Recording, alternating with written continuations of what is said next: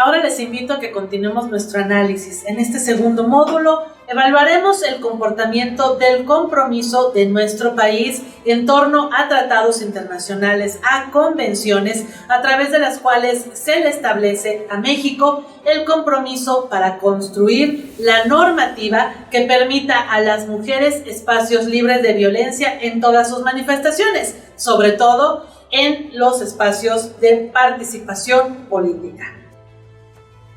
A nivel internacional, ONU Mujeres ha señalado que si las condiciones no cambian, 1 de cada 3 mujeres durante su vida ha sufrido o está por sufrir alguna manifestación de violencia. Esta información desagregada con las encuestas que aplica INEGI, con la información que reporta el Secretariado Ejecutivo del Sistema de Seguridad Pública Nacional, nos permiten identificar otra triste realidad. En nuestro país, la condición de violencia se ha incrementado. Las llamadas se han multiplicado. Cuando nos dijeron en esta contingencia sanitaria que regresáramos a casa, precisamente nos enviaron a espacios que no están seguros. En estos momentos en los que queremos transitar a entornos en verdad libres de violencia política, no podríamos dejar pasar también que en muchas de las entidades en las que este proceso electoral está por vivirse, esas entidades se encuentran con declaratorias activas de violencia en contra de las mujeres. Esta figura jurídica de alerta de declaratoria de violencia de género contra mujeres establece que en esos territorios, en esas entidades, hoy 19 de las 32 entidades que integran nuestro estado, hay una condición de alto riesgo por las mujeres, por el solo hecho de ser mujer. ¿Por qué? Porque hay altos indicadores de violencia feminicida.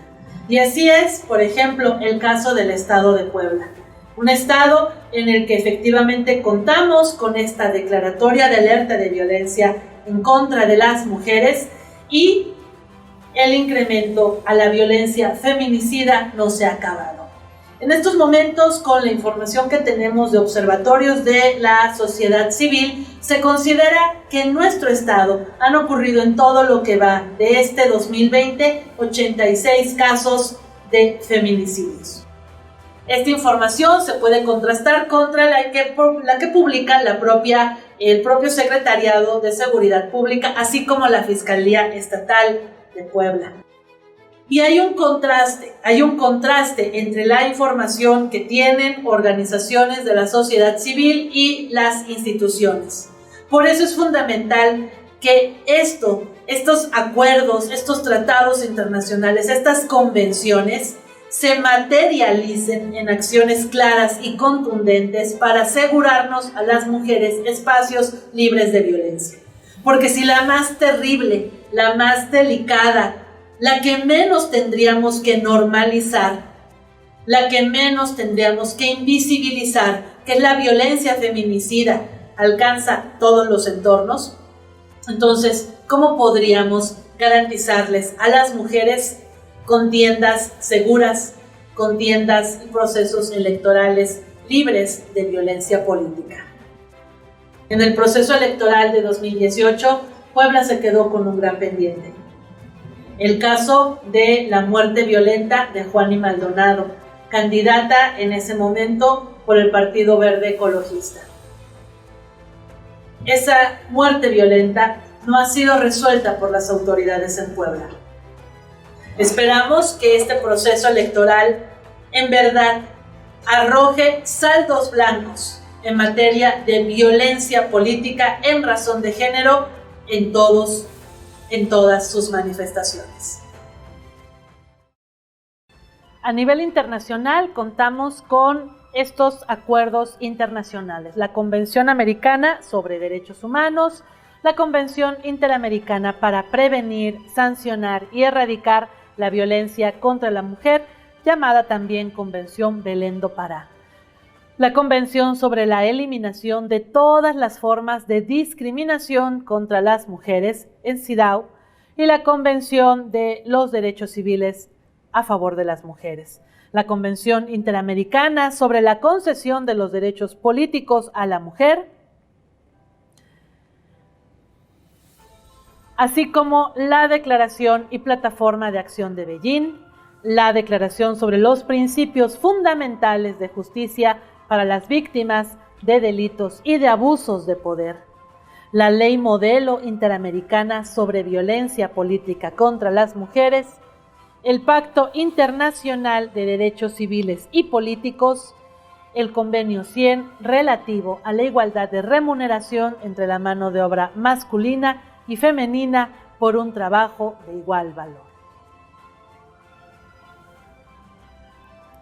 Estas son algunas de las convenciones y tratados internacionales que dan este marco de reconocimiento para que las mujeres contemos con espacios libres de violencia en todas sus manifestaciones. Como lo hemos mencionado, tenemos que reiterar este compromiso y responsabilidad de todas las autoridades en nuestro país para garantizar a las mujeres entornos libres de cualquier manifestación de violencia. Por esto es fundamental construir y generar no solamente los modelos que repliquen estos principios, los protocolos de atención que hagan eficiente la participación de las diferentes fiscalías o de los diferentes entornos que protegen los derechos humanos de las mujeres. A nivel internacional, ONU Mujeres indica que cualquier manifestación de violencia en contra de las mujeres es una violación a sus derechos humanos. Así, la posibilidad de participar en entornos políticos libres de violencia en cualquier manifestación es, por el contrario, una manera de dejar en claro un mensaje. Si en nuestro país en verdad existe este interés por garantizar y tutelar los derechos humanos de todas las mujeres.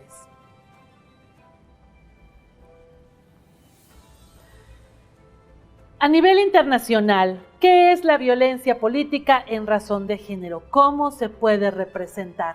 Bajo cualquier acción u omisión de personas, servidoras o servidores públicos que se dirigen a una mujer por el solo hecho de ser mujeres, en razón de nuestras notorias diferencias biológicas y en algunos otros casos por las manifestaciones, por las formas en las que representamos a nuestro género y que van a tener un impacto diferenciado entre ellas o que afectan desproporcionalmente a las mujeres, con el objeto o resultado de menoscabar o anular sus derechos político-electorales, incluyendo el ejercicio del cargo, o en otros casos, incluyendo también la violencia física, psicológica, simbólica, sexual, patrimonial, económica o feminicida.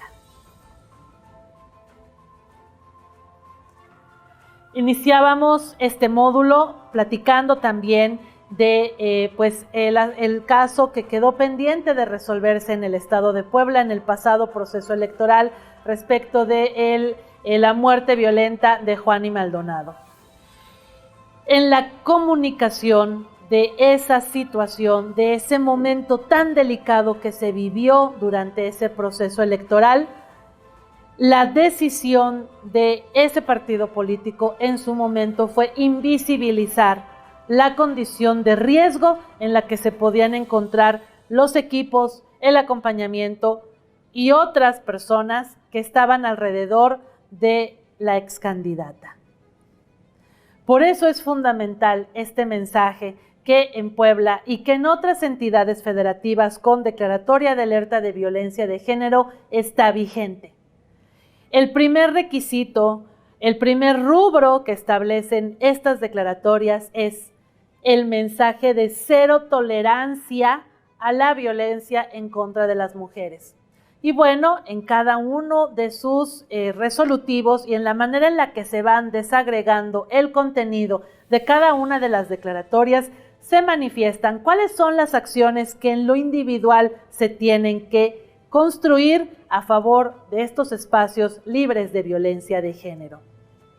En el caso de Puebla, la declaratoria ha generado esta homologación al marco normativo, un marco normativo local que establece reglas claras para dejar en claro que no se tolerará la violencia política en contra de las mujeres.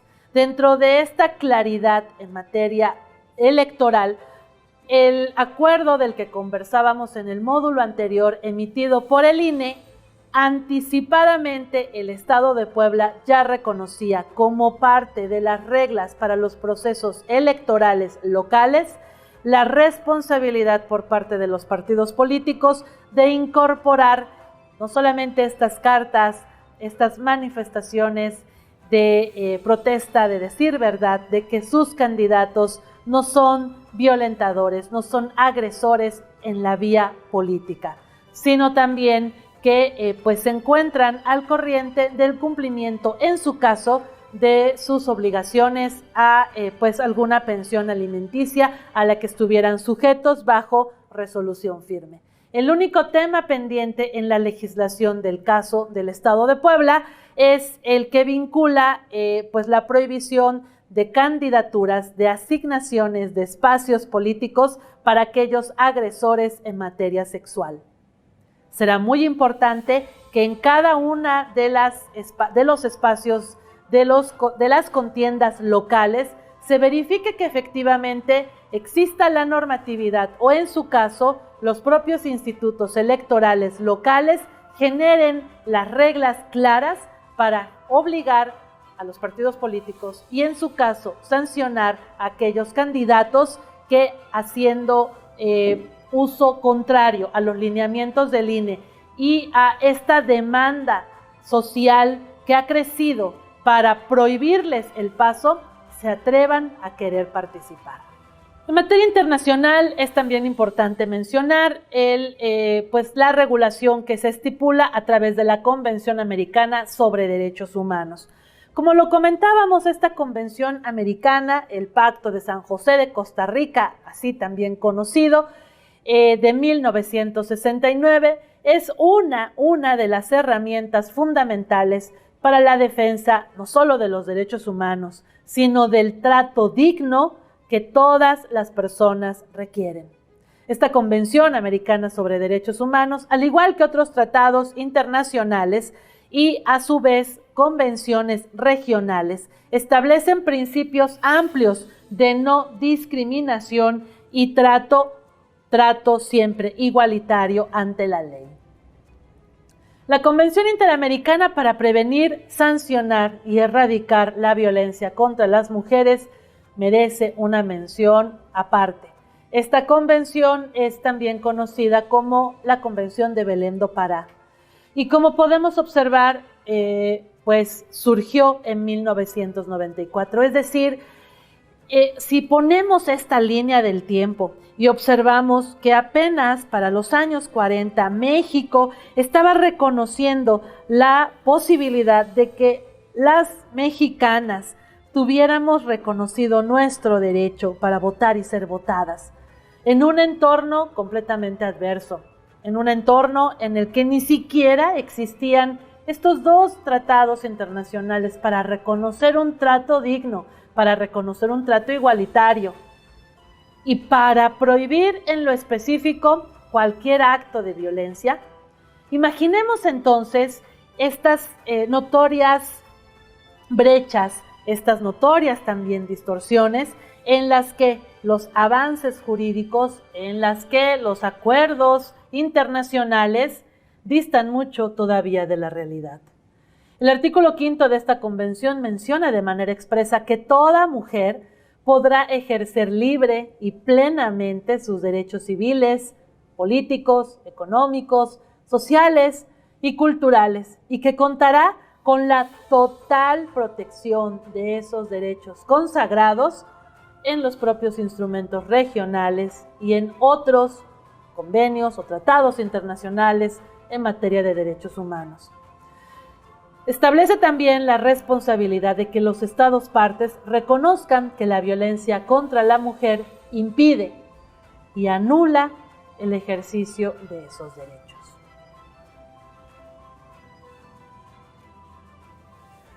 Como podremos observar, hay una conjunción de palabras, mejor dicho, que se estará repitiendo a lo largo de estos módulos.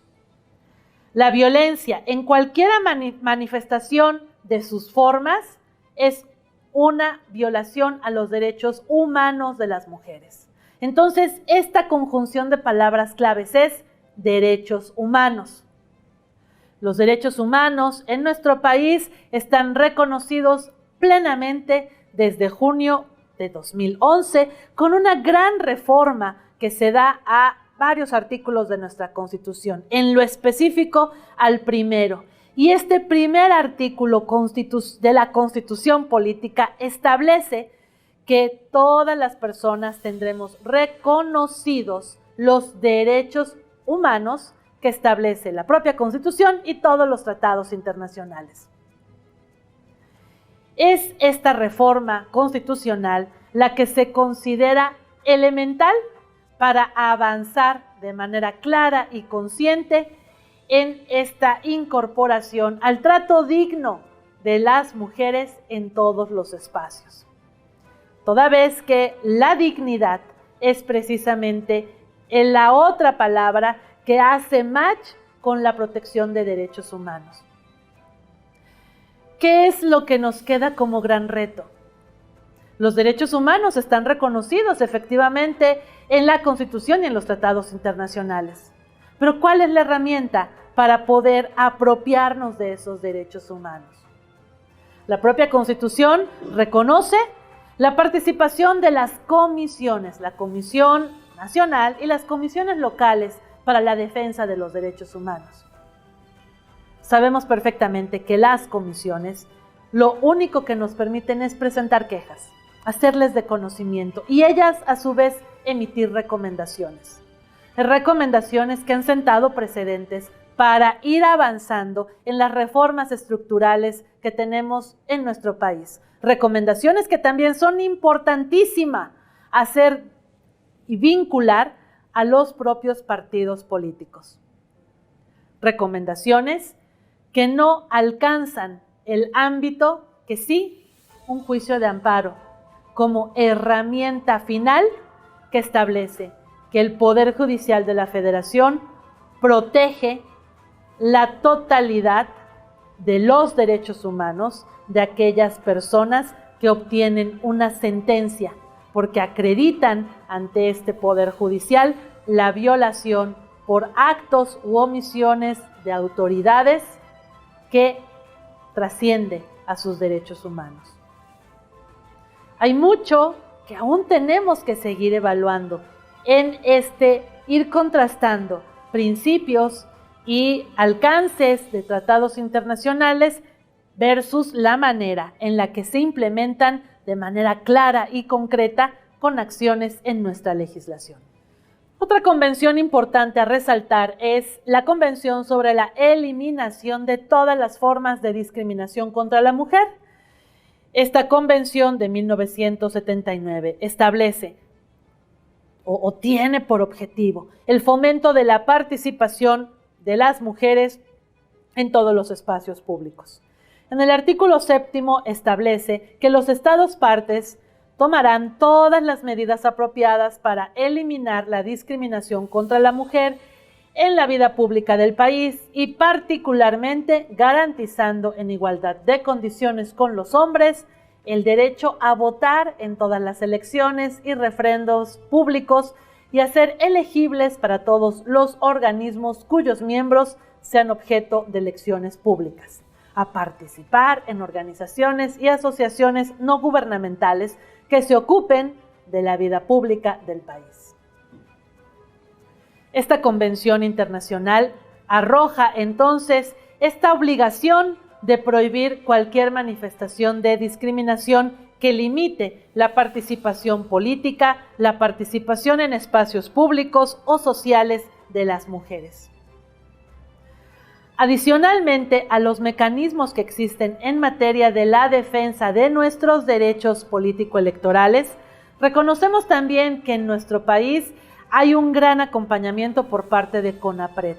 Es fundamental entonces que esta comisión, que tiene por objetivo principal el combatir, el erradicar y el aplicar aquellas sanciones en contra de actos que generen discriminación no solamente contra mujeres, sino esta discriminación normalizada y silenciada que existe en nuestro país por el solo hecho del color de nuestra piel, por el estar o no formando parte de una preferencia sexual, de una religión, de un grupo indígena.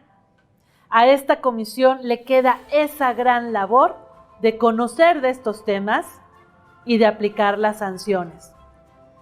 Por eso es fundamental que tejamos ambas acciones, las acciones en materia de defensa de nuestros derechos político-electorales, así como ante las autoridades que conocen en lo general de actos de discriminación.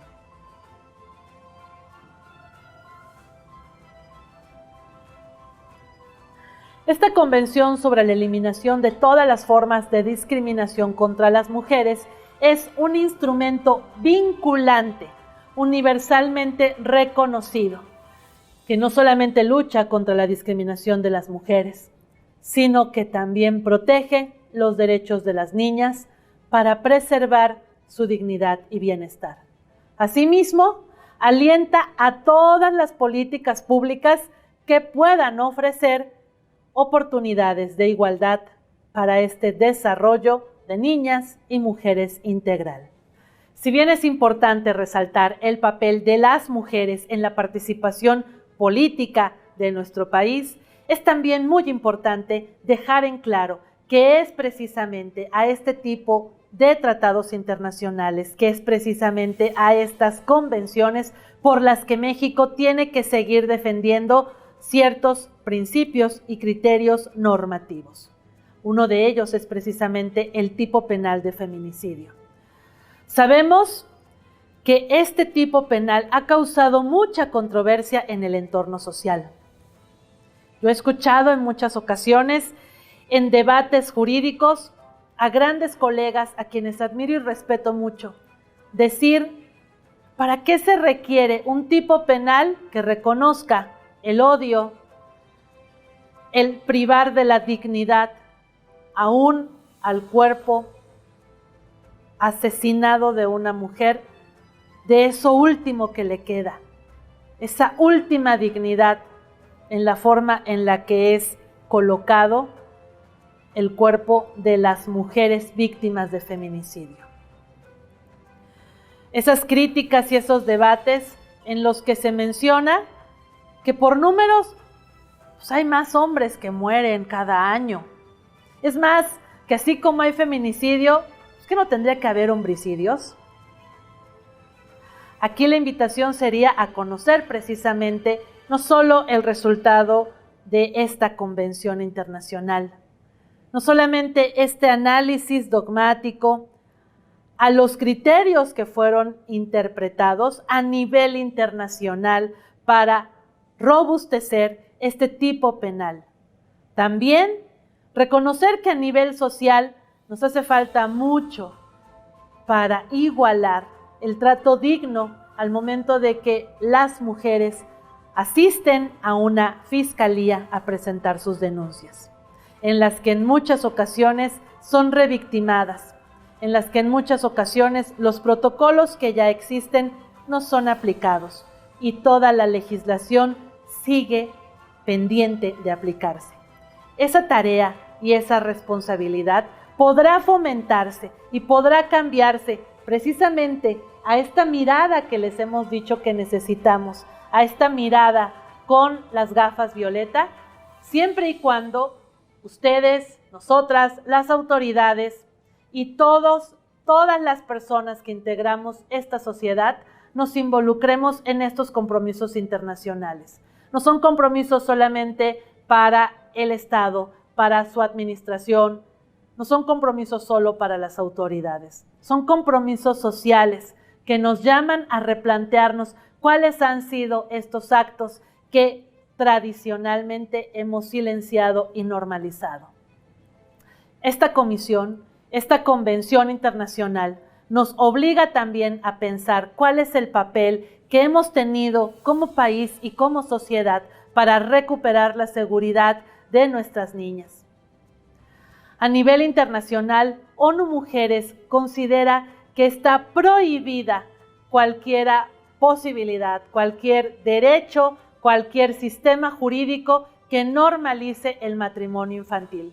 Y efectivamente, en nuestro país, la Suprema Corte de Justicia de la Nación ha emitido las jurisprudencias estableciendo una prohibición y sanción directa a aquellas autoridades que autoricen y normalicen el matrimonio infantil.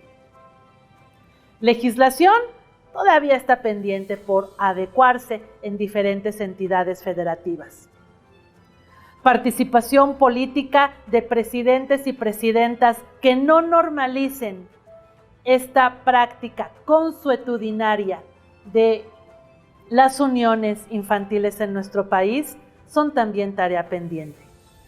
Por eso es fundamental la participación en paridad de las mujeres. Mujeres formadas y preparadas con esta perspectiva de género, que no van a dar un paso atrás al cumplimiento de estas obligaciones internacionales. En 1954 se celebró la Convención de los Derechos Civiles para las Mujeres. En esta convención se reconoció que las mujeres tenemos derecho a votar en todas las elecciones en igualdad de condiciones con los hombres sin discriminación alguna. También en esta convención se estableció que las mujeres serán elegibles para todos los organismos públicos, electivos, establecidos en la legislación nacional en condiciones de igualdad con los hombres sin discriminación alguna. Y en esta convención también se estableció que las mujeres tenemos el derecho a ocupar cargos públicos y a ejercer todas las funciones públicas establecidas en la legislación nacional en igualdad de condiciones con los hombres sin discriminación alguna.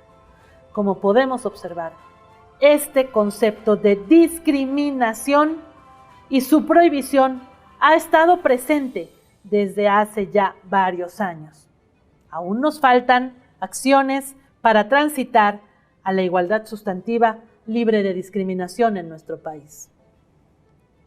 En 1948 se celebró la Convención Interamericana sobre la concesión de los derechos políticos a las mujeres, reconociendo que también esta participación política es, sin duda, un bloque de los derechos humanos a los que todas las mujeres debemos y necesitamos poder acceder.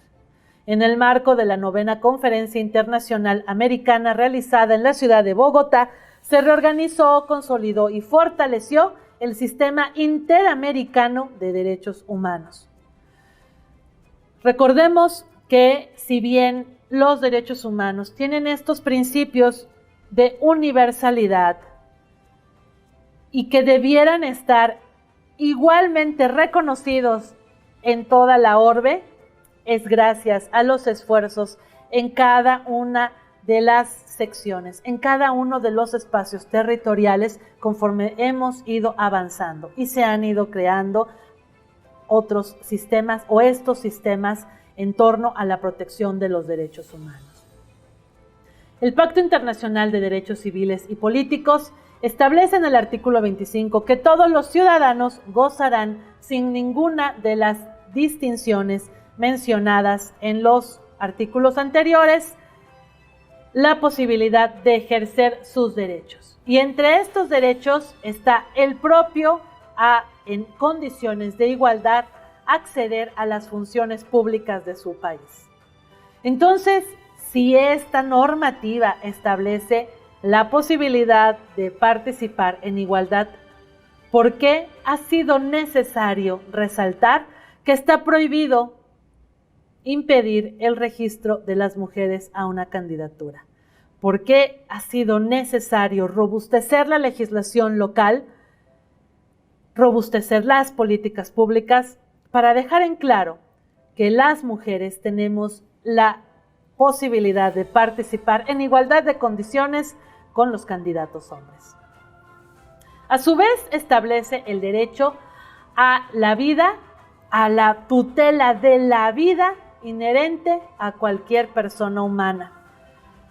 Por eso es tan importante resaltar el papel de las convenciones y de la normatividad local para prohibir y castigar de manera severa el feminicidio, el homicidio doloso y aún el homicidio culposo en contra de las mujeres, y agravar aquellos casos en los que estos delitos se cometan en contra de aquellas que están en un proceso como candidatas o que en su caso ya están ejerciendo el cargo público. Porque ahí el mensaje, ese mensaje que se lanza cuando se asesina de manera violenta a mujeres y ellas están en un espacio político o público, el mensaje que se manda es que aquellas que se atrevieron a hacerlo, aquellas que le sigan, aquellas que continúen los pasos como los de sus compañeras, sufrirán las mismas consecuencias. El Pacto Internacional de Derechos Civiles y Políticos también establece que nadie podrá ser sometido a torturas, ni a penas, ni a tratos crueles, inhumanos o degradantes.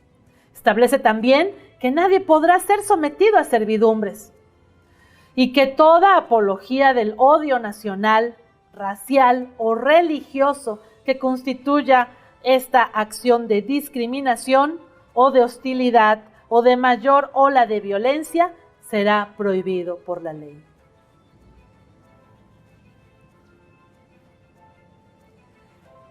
Reiteramos la necesidad de estos mensajes claros y contundentes. Cero tolerancia a la violencia en contra de las mujeres, en ninguna de sus manifestaciones, en ningún entorno, en ninguna vía, mucho menos la feminicida. En la medida en la que estos mensajes sean claros y contundentes, estamos seguras de que la condición avanzará. Generar entornos de sana competencia, generar entornos de participación plural y diversa, generar entornos en los que todas y todos, con nuestras diversidades, podamos participar en las arenas políticas, públicas y sociales, nos permite mejores espacios a favor de una sociedad integral.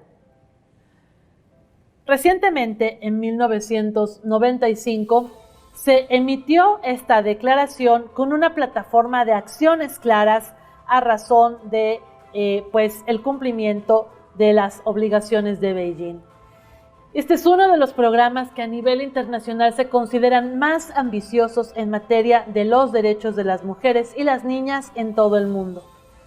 Obviamente, esta declaración emana de esta responsabilidad o corresponsabilidad que tendría que existir a nivel mundial para lograr un empoderamiento claro de nuestras niñas y de nuestras mujeres, considerando que en la medida en que más mujeres, en que más jóvenes, en que más niñas se sientan libres de poder realizar cualquier actividad y de soñar con alcanzar cualquier espacio de toma de decisiones, en esa medida no solo las estaremos empoderando a ellas, a nosotras, estaremos empoderando a la humanidad.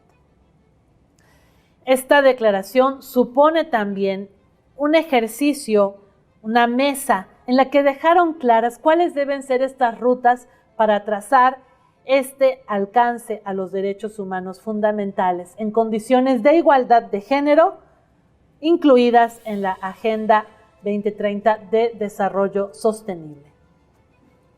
Algunas de las preocupaciones son: ¿cuál es la participación de la mujer y el desarrollo en el medio ambiente? ¿Qué pasa con las mujeres en los espacios de poder? ¿Cómo podemos construir la seguridad de todas las niñas, de todas las mujeres, y eventualmente generar espacios dignos, libres de pobreza y de marginación? Una preocupación fundamental también son los derechos humanos de las mujeres, los derechos en lo general, pero también una agenda en lo específico a ciertos derechos que se han ido quedando atrás. El reconocimiento específico a la violencia contra las mujeres en todas sus manifestaciones. El desarrollo económico y total de la mujer en la economía. Una economía que muchos quieren seguir cerrando los ojos ante una realidad. La existencia de estos techos y pisos de cristal que generan brechas salariales, brechas de acceso económico que distorsionan los avances a favor de una sociedad igualitaria.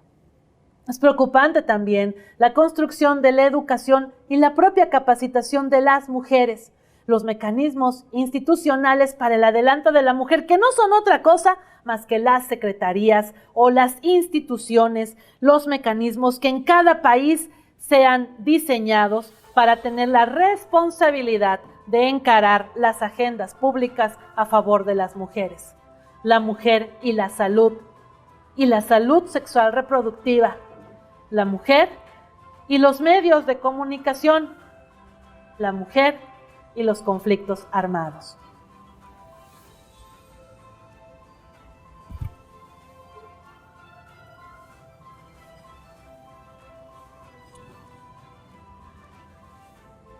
Hay agendas claras pendientes para el reconocimiento pleno de todos los derechos de las niñas y las mujeres.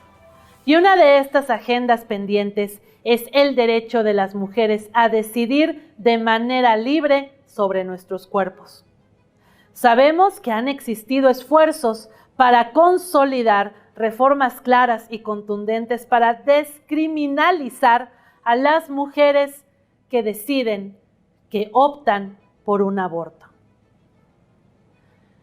Debe ser lo más difícil, personal y psicológicamente hablando, enfrentar la decisión de un aborto. Debe ser lo más complicado. Sin duda, a quienes les tenemos que preguntar es a las mujeres que han tomado estas decisiones. Y no solamente preguntarles, sino acompañarlas, no señalarlas, no revictimizarlas. Esa es una tarea pendiente que deja también otras más sobre la mesa. Hablar del derecho de las mujeres a decidir sobre nuestros cuerpos es hablar de salud sexual reproductiva, es hablar de las políticas públicas para prevenir esta normalidad en la que en México las niñas, las jóvenes, cuando llegan a su primera relación sexual, el 97% declara que lo hace con una presión psicológica o física de por medio. Si esas condiciones no cambian, entonces, ¿para qué existen estos tratados internacionales?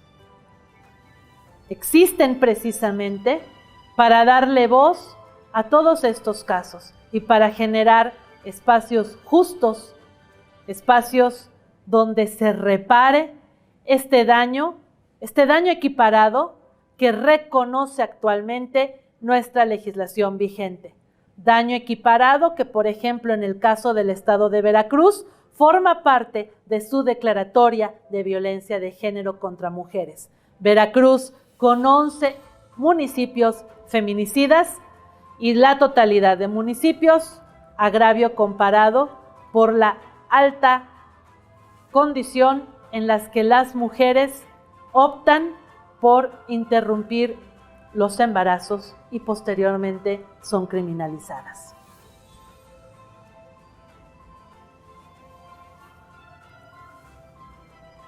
En 1985 se emitió la Declaración sobre los Principios Fundamentales de Justicia para las Víctimas de Delitos y de Abuso de Poder.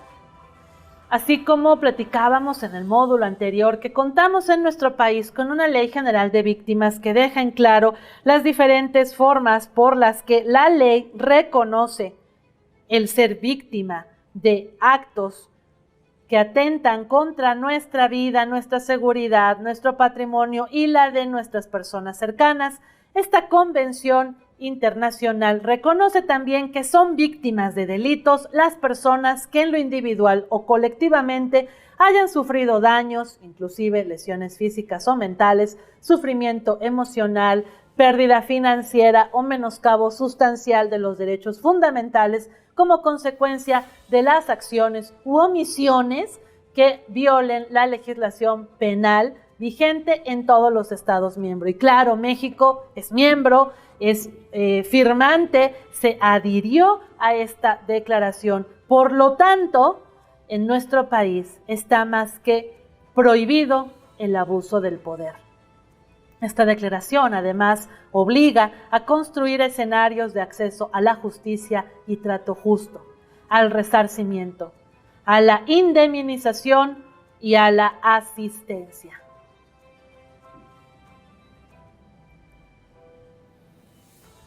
Conversábamos en nuestro módulo anterior que efectivamente la violencia en razón política de género en nuestro país reconoce ya con todas las adecuaciones a la legislación que las mujeres que obtengan una sentencia en la que se haya acreditado a su agresor, en la que se hayan demostrado por las autoridades competentes que existieron estos actos de violencia, tendrá también el legítimo derecho a la reparación y al resarcimiento de los daños. Sin duda, hablar de reparación del daño es también un tema que habla de mucho entramado jurídico. Actualmente, en materia común, en materia civil, existe como tal el derecho a la reparación del daño y está cuantificada en lo general y en lo local por nuestros códigos civiles. Por eso es muy importante que nuestra normatividad termine de adecuarse, termine de amoldarse, porque de poco nos puede servir que tanto nuestras leyes especiales como nuestras leyes comunes reconozcan este cumplimiento a reparar el daño, si no existen las comisiones que en lo local, que en lo específico, cuantifiquen, determinen y posteriormente estén al pendiente de que los agresores paguen esos daños por los que ya fueron señalados.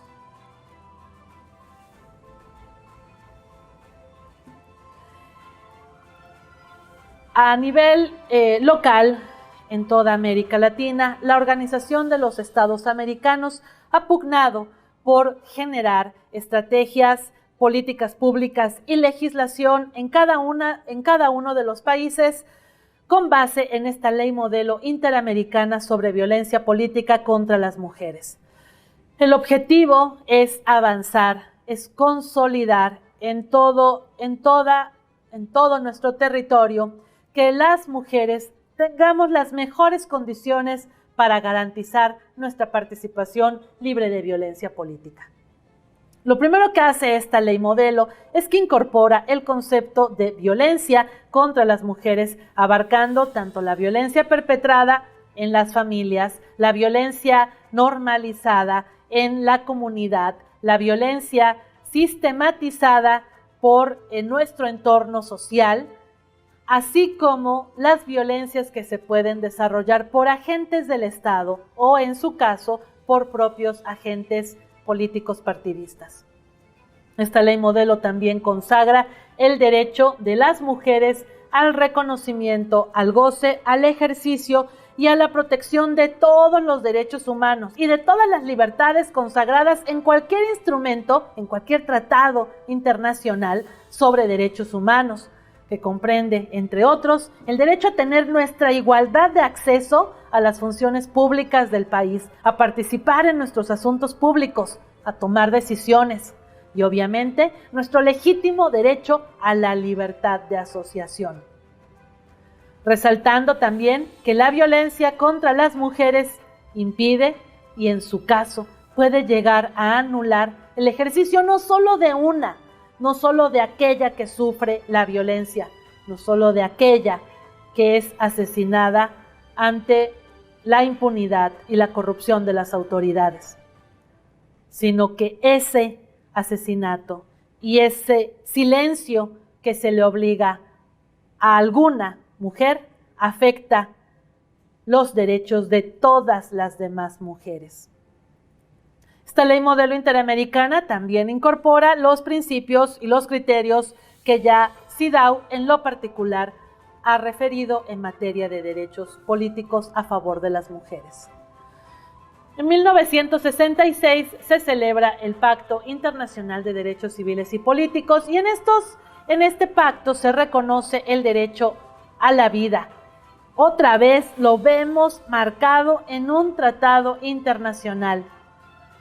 La vida es el derecho inherente fundamental de todas las personas y por lo tanto esa vida debe de estar tutelada y garantizada.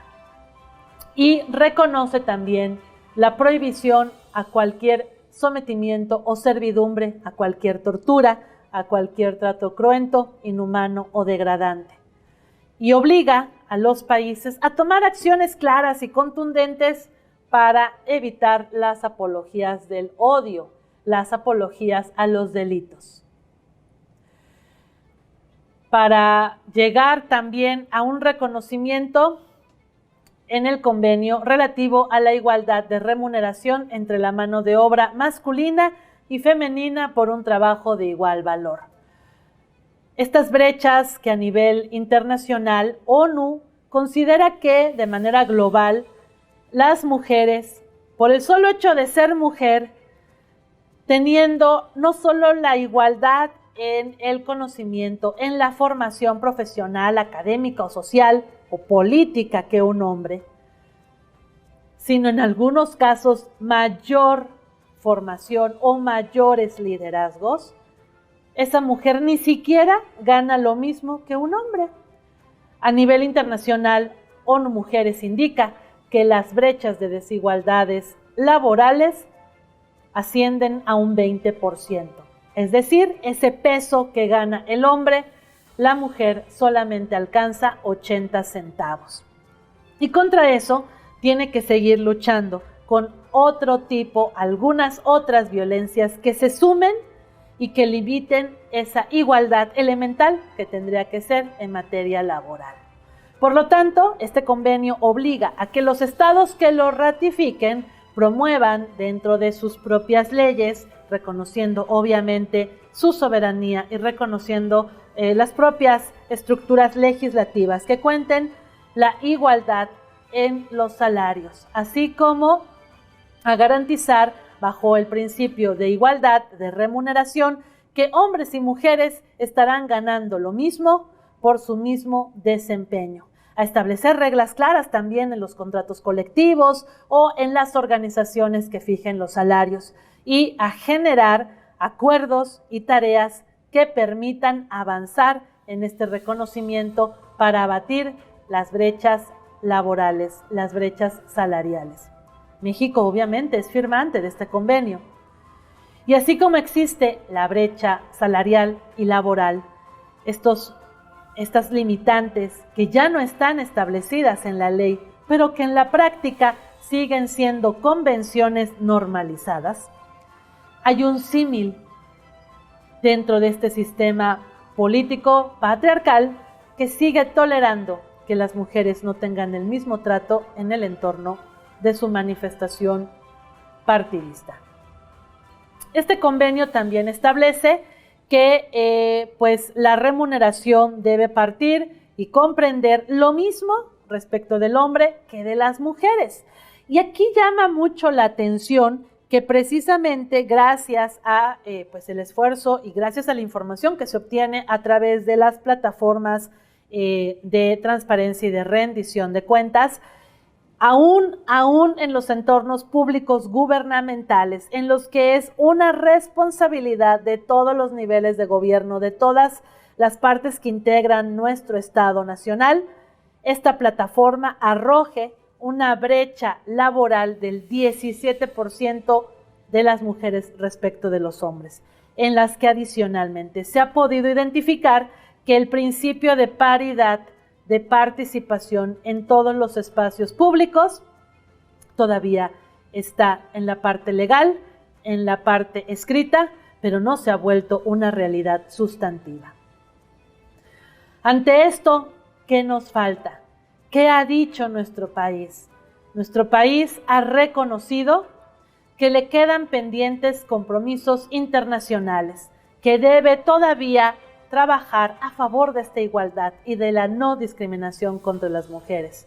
La unidad de género de la Secretaría de Relaciones Exteriores en esta evolución y en esta revisión a las conferencias, a las convenciones y a los tratados a los que México se ha adscrito, reconoce que aún le quedan pendientes por alcanzar y que precisamente el gran pendiente de cara al próximo proceso en materia electoral es que las mujeres empoderadas asuman espacios en la toma de decisiones. Para esto tenemos que pasar a un proceso de deconstrucción. Por esto es fundamental que continuemos colocándonos nuestras gafas violeta, esta forma en la que queremos observar al mundo desde una perspectiva distinta, con otra mirada, con una mirada a favor de la igualdad, la no discriminación y la siempre tutela a favor de nuestros derechos humanos. Les invito a que nos acompañen a nuestro siguiente módulo, y en ese módulo hablaremos de ciertos conceptos que transformaron en la parte social, en la parte de desarrollo filosófico y mental, también en la parte jurídica, el entender qué nos hace falta a los hombres y a las mujeres para deconstruirnos a favor de nuestra igualdad.